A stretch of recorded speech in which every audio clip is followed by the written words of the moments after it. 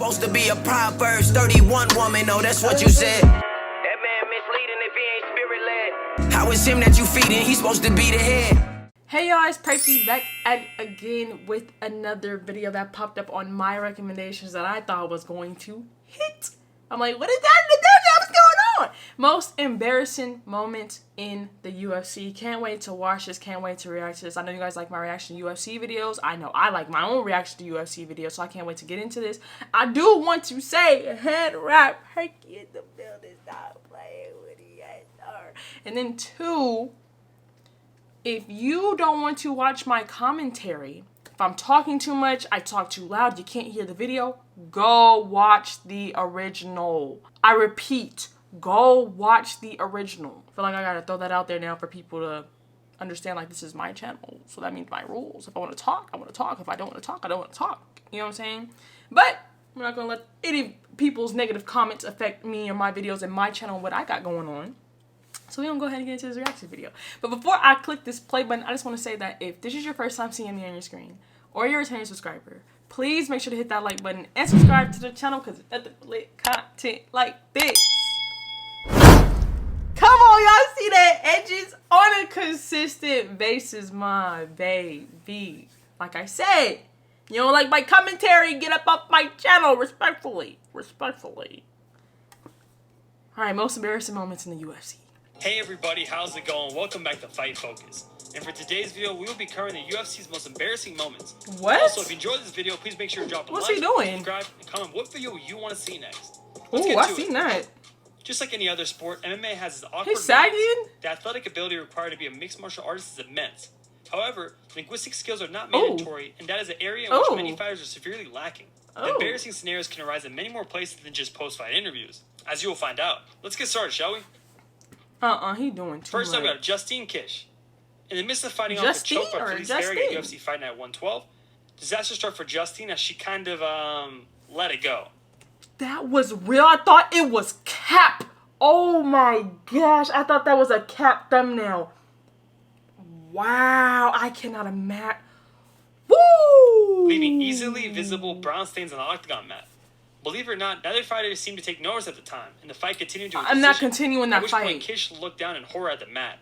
When she wanted to flee for the nearest exit, out of sportsmanship, Kish stayed on until after the decision was announced, which she said felt like an eternity, given her predicament, before finally leaving the octagon. However, despite her nightmare situation, Kish showed a sense of humor afterwards on social media and said, "I'm a warrior and I'll never quit." Shit happens. Look at his ear. Next up, Dennis Hallman. Wow, his ear is puffed. When Dennis Hallman stepped in the octagon at UFC 133 wearing a disturbingly small blue Speedos, it wasn't the result of a fashion choice on the UFC fighter's behalf. Hallman told Ariel Helwani afterwards that he lost a bet, and losing the bet meant that he had to go wear some Speedos. As embarrassing as this was for Hallman, it also left him able to only fit 2 sponsors on the small amount of fabric on the Speedos, costing him a lot of money. However, it got even worse for Hallman when during the fight he suffered a wardrobe malfunction in the midst of a grappling exchange that led to his balls being exposed on live TV. To add to his woes, Dana White was fuming about Hallman's attire, stating afterwards that he was horrified and disgusted by the sight of the Speedos and banned everyone from the following suit in the future. He also revealed that he had given Brian Ebersol $70,000 for getting the shorts off the hell off TV bonus. After he completed Hallman's humiliation by KOing him later in the first round. Wow. Rizmar Polaris. After handing Dan Miller... I'm sorry. For all my UFC fans, I want to know, why are these men's ears puffed? Like, do you guys see my ear? My stuff... Like, it's not puffed like theirs. What is that? Can y'all let me know? Because I really don't know. That is a real-life question that Perkyy has. Please answer that for me. Thank you so much in advance, my baby. Hello, I had to look at it up now real quick. All right. Miller, a vicious ground and pound beat down at UFC 134. Rizmar Polaris got up and celebrated his victory with ferocious intensity, raising his hands aloft and then jumping up onto the octagon cage to roar out the crown triumph. There's only one problem. At no point had referee Herb Dean given any indication the fight was actually over. With Miller now on his feet ready to continue, Polaris seemed bemused, but had to get back to the business at hand. With the fight resuming and Miller proving he was by no means done as he dropped Aquino soon afterwards, before and lost out by decision. Dana White said that is fucking crazy. I never seen anything like this before. Dana White remarked afterwards in no way, shape, or form did Herb Dean stop that fight or even come close. He didn't even make a move toward them to stop that fight. Next up, Charles Oliveira. Charles Oliveira has a unique way of dealing with getting hit in the groin. It's always an unfortunate, difficult thing to watch when a fighter gets hit in the groin. It just makes you wince. You don't really like to see it. It's not unusual for a fighter to jump around a bit and do a little bit of rubbing after being struck with a low blow. However, it is rather unusual for a fighter to stick their hands down their pants after suffering a low blow, as many of the fans watched Charles doing this. We probably didn't really need to see that, Charles, but we did anyway. It was the most embarrassing moment not only for Charles, but also for the fans. Probably a lot of them were laughing after seeing this on live TV. What happened next was even more embarrassing. With that same hand without even washing. I doubt Aporro was pleased with the idea of being punched by a hand that was just in someone's shorts. Can't imagine. Next up, Chuck Liddell. In his UFC heyday, Chuck Liddell took full advantage of being one of the biggest sports stars and was known to party like a rock star. However, that appeared to catch up with him during an infamously cringeworthy interview on the Good Morning Texas show. Back in 2007, when Liddell was so incoherent, the people immediately began to suspect he might be either taking drugs or drunk. The show's host began to show concern for how Liddell was acting, asking him if he was okay at one stage as he repeatedly mumbled and slurred his words and even appeared to momentarily fall asleep at one point. The appearance was hugely embarrassing for Liddell, who claimed later he'd overtaken sleep medication, and the UFC, who pulled him for all his other scheduled promotional interviews to avoid any more PR disasters. Next up, Gray Maynard. Oh, their ear. I'm sorry. Via a powerful slam is something that any fighter would love to have on the highlight reel. And Gray Maynard did just that when he hoisted Rob Emerson into the air and brought him back down to earth with a thump at the Ultimate Fighter 5 finale, rendering him unconscious.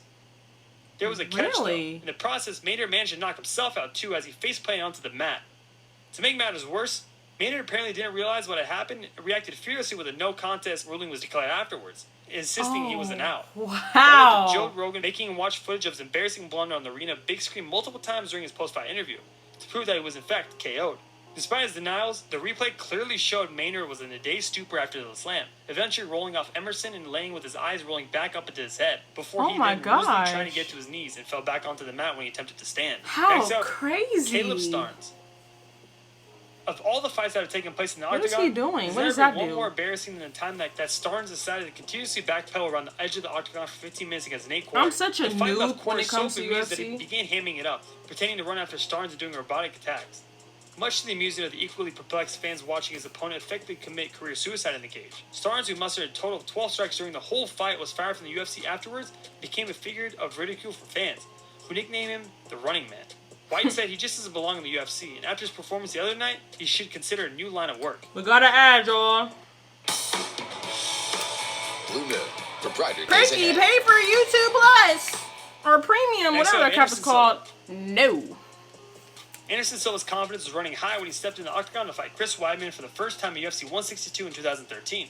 After all that time, he was long-reigning middleweight champion with no less than 10 successful title defenses. Oh, gosh. Had never been beaten in the UFC and was considered by some to be the greatest mixed martial artist. You gonna let him keep going? Oh, my God, his blood. More confident, and some might even say cocky, the Brazilian legend became. And that had produced some priceless moments in the octagon where he would drop his hands, let his opponents take free swings. Dang. Somehow still managed to avoid the incoming Look punches. at his dodge game is cohesive. Silva was moving inside the matrix. However, if you live by the sword, you die by the sword. Uh-oh. And when Chris Weidman went up against him, he showed no respect for Silva's showboating antics. As such, when Silva dropped his hand, stuck out his chin, and mocked the attempts to hit him, even pretending it actually knocked him out. Punching until he did finally manage to connect clean. Whoa, hey, don't look! I ain't a part of that. Humiliating I'm the ref.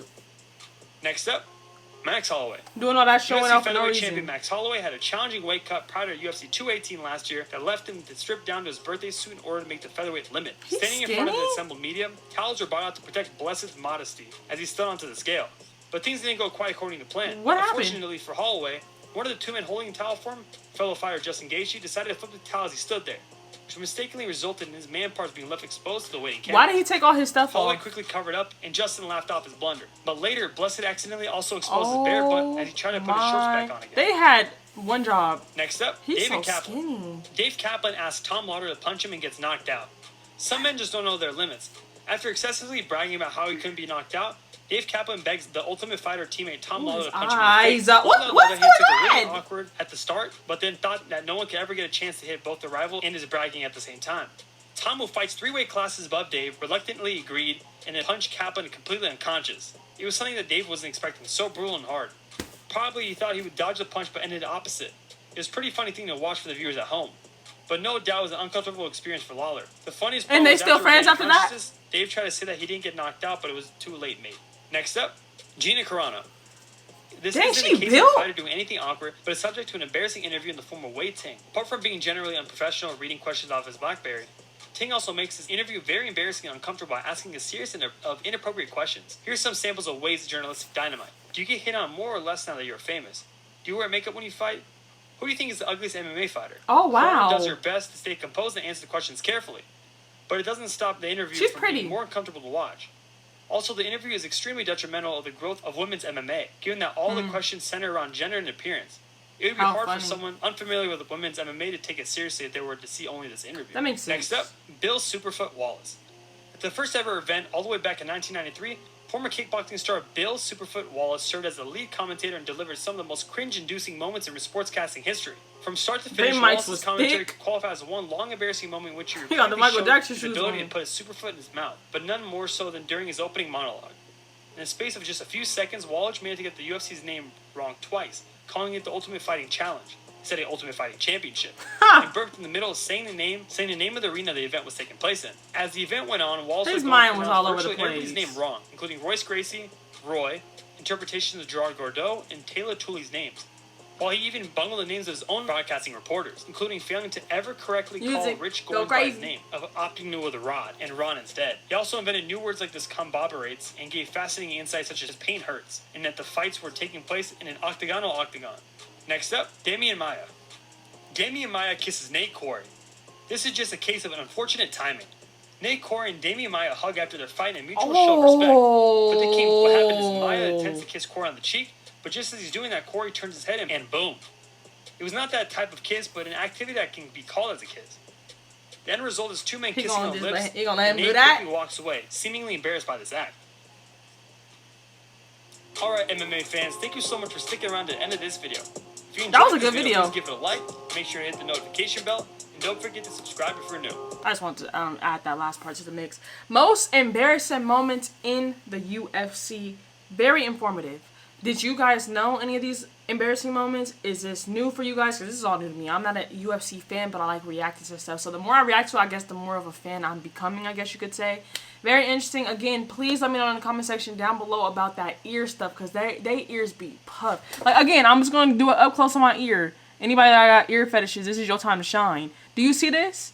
They stuff like all this be puffed out. It's like it's 3D. I can't explain. Y'all know what I'm talking about. Like, I don't gotta go into detail. Y'all know what I'm talking about. Please let me know what happened. What does that mean? Are they dead? Like, are they about to be on the verge of being dead? I don't know. Let me know. I'm so interested and intrigued about this. So the more I know, the better. But I love and appreciate each and every single one of you guys. Please go ahead and make sure to like, comment, and subscribe. Tell me which one is next in the comment section down below. All my social medias in the description. It's also right here as well, just in case you missed it. I want to thank each and every single one of you guys for 500,000 people. And to think, we only started this a year ago. Like, I really need you guys to understand that. In January 2020, we took the channel serious, and now we're in September of 2021, and we're at 500,000 people. I'm so grateful. I wasn't even at 100K a year ago, so I just need you guys to remember that. But y'all know me, or when I started, January 2020, I wasn't at 100K, so I want to throw that out there. But y'all know me. Y'all know I'm not touching my face. Y'all know what I'm about to say. Have a blessed one. I'll see you in the next one. Your girl is out.